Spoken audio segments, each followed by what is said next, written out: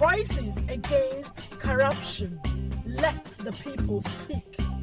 Hello and welcome to Primorg's public feedback series on corruption called Voices Against Corruption. And we ask, how much do you think violence affected the conduct of the 2023 general elections? Honestly speaking, violence played negative roles in one, suppressing voters, obstructing elections, and scaring people away from coming to exercise their franchise. So it is something that's unwelcome. It's unfortunate that there was sporadic violence here and there nationwide.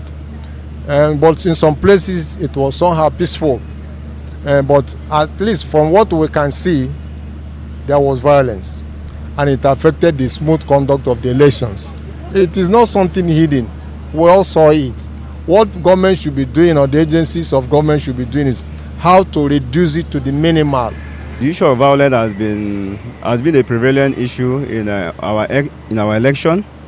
In almost all the elections that have taken place, you see violence, you see talks coming to cut away the ballot box.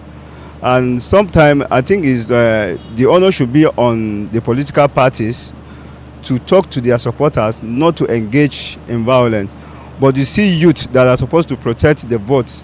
They are the same youth that will come and take away the ballot paper from the polling unit. But where I voted that day, but I didn't experience anything like that, because the place is peaceful. I just voted that day, and from there back to my home. But I didn't experience anything like vote buying or violence that day.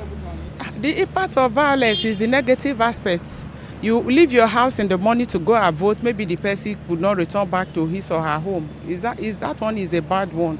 So we should try and make sure that voting of a thing is not a do or die election. To a great extent, there were incidents of violence where there were intimidation of supporters of the oppositions by political thugs, cases of people not being allowed to access polling stations, or incidences of where they said if you're not willing to vote certain parties that you shouldn't bother coming to express your vote. So that's to a great deal deterred people from voting.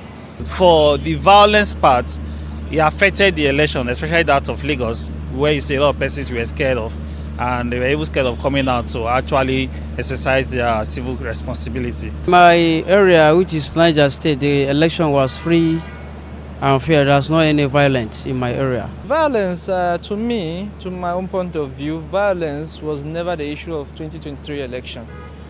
The issue of 2023 election was the government not fulfilling their own part of the bargain. The promise they made was that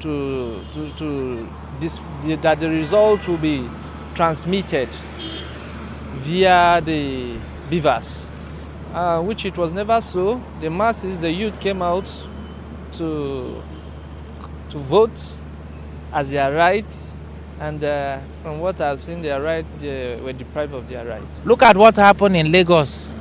It's an eyesore. You employ thugs to go after people, the voters, ask them to do what is against their will. It's wrong. It's wrong.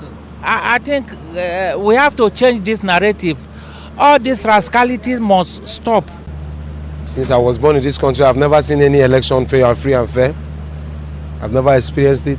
This one is the worst. I say it's the worst because the president deceived everybody. He said he was going to conduct a free and fair election. First of all, his money policy led to the death of so many people. But we endured, believing that the election is going to turn things around, especially for the youths. Everybody was praying, thinking that this election will usher us into a new level where things will work well for us. But unfortunately, that is not what we saw. Primorg's public feedback on corruption in Nigeria is produced with support from MacArthur Foundation.